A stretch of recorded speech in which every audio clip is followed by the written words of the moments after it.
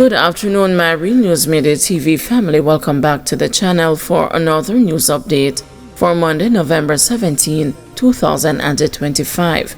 And in the news this afternoon, U.S. military says aircraft carrier now in Caribbean. A U.S. aircraft carrier is now in the Caribbean Sea to bolster an anti-narcotics campaign, the military announced Sunday, a move sure to anger Venezuela as U.S. forces struck another alleged drug boat in the Eastern Pacific. President Donald Trump has ordered a troop buildup in the Caribbean as part of an anti-trafficking initiative, but speculation has abounded that Washington may be contemplating military intervention against the Venezuelan strongman Nicolas Maduro.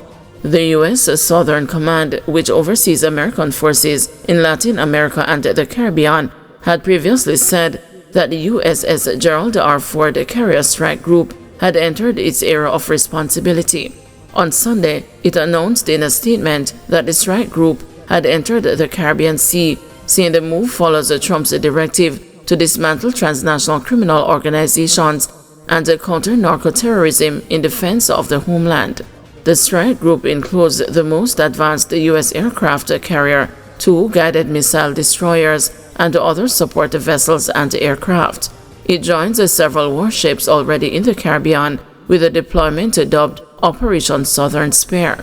As part of that operation, Southcom announced that a new strike took place on Saturday in the Eastern Pacific, killing 3 suspects. Since launching the anti-trafficking military campaign in September, U.S. forces have killed at least 83 people accused of ferrying drugs in international waters, according to an AFP tally of publicly released figures.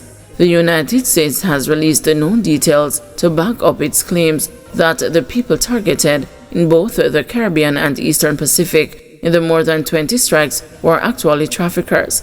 Experts say the deaths amount to extrajudicial killings, even if they target known traffickers. Caracas, meanwhile, views the military buildup as an explicit threat. The United States does not recognize Maduro as Venezuela's legitimate president and has issued a $50 million bounty for his capture to face the charges of leading a drug cartel. Amid reports that Trump held meetings with military advisors on potential options for Venezuela, the U.S. president on Friday told reporters he had sort of made up his mind on the issue. "I can't tell you what it is, but we made a lot of progress with Venezuela in terms of stopping drugs from pouring in," he said aboard Air Force One. He had previously said in a CBS News interview that he doubted the United States would go to war with Venezuela, but that he believed Maduro's days were numbered. The U.S. military has also been stepping up its presence in Trinidad and Tobago, an archipelago just off Venezuela's coast.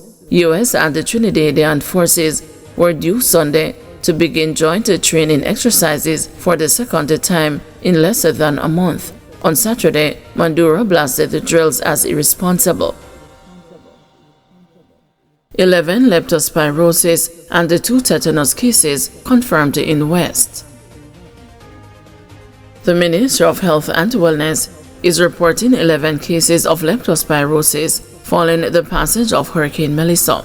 According to Dr. Karen Webster-Kerr, Principal Medical Officer and a National Epidemiologist, the cases are spread across St. James, Hanover, St. Elizabeth, and St. Anne.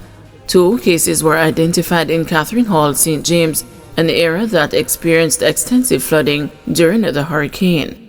Health authorities warn that the widespread flooding in the hardest-hit parishes creates ideal conditions for an increase in infectious diseases.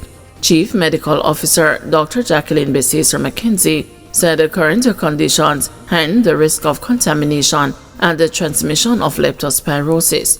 Leptospirosis is typically transmitted through exposure to urine or bodily fluids from infected animals. Individuals who work outdoors or come into contact with floodwaters face the highest risk. The bacteria can enter the body through cuts, bruises, or broken skin. Severe cases may require hospitalization, especially when treatment is delayed. Besesa McKenzie urged the Jamaicans to seek medical care early if they develop symptoms. She said the treatment is available and most cases can be managed successfully. However, she cautioned that later presentations with severe symptoms can lead to poorer outcomes, including death. Speaking on Sunday during an online forum by the Health Ministry on food and waterborne diseases, Webster Kerr said other diseases that could emerge following a disaster such as Hurricane Melissa include dengue, tetanus, and typhoid. She reported that dengue activity currently remains low, though this could change in the coming week. The ministry is also tracking 2 adult tetanus cases, one in Westmoreland and one in St. Elizabeth. Tetanus is a serious infection of the nervous system caused by toxin-producing bacteria. Webster Kerr added that there are no current outbreaks of gastroenteritis or fever-related illnesses. Updating the country on healthcare conditions in the worst affected parishes, the CMO said 5 hospitals have been severely impacted but continue to provide services despite the difficult circumstances. The Falmouth Hospital Accident and Emergency Department was significantly affected, but a field hospital has been established and is already receiving patients. At the Cornwall Regional Hospital, bed capacity has been sharply reduced, and the patients visiting the A&E department may experience severe crowding. A field hospital is also being set up to ease pressure on the facility. In St. Elizabeth, the Black River Hospital has reduced the services, but its A&E department remains operational. A field hospital has been erected at Black River High to support the facility. St. James Parish Court resumes operation.